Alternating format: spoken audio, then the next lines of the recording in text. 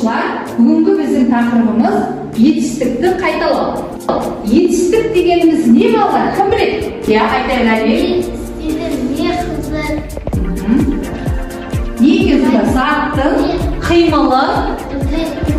Өте тамаша. Отыра ғой. Енді етістіктің сұрақтары тұр.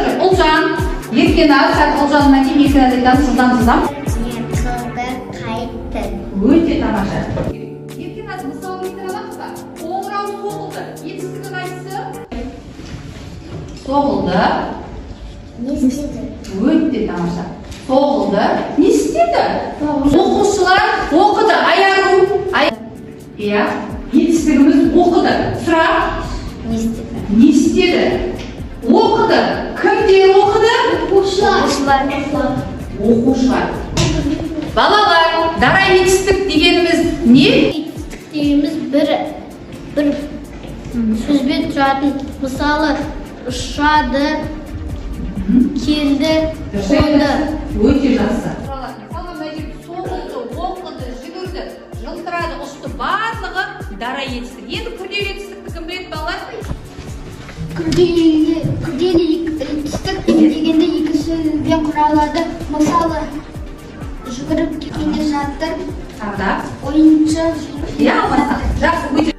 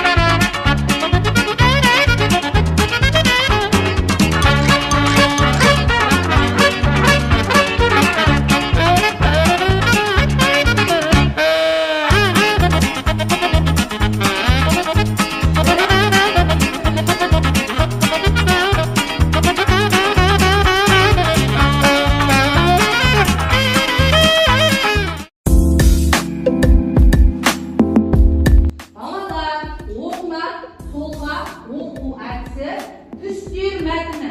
Ал бастаймыз.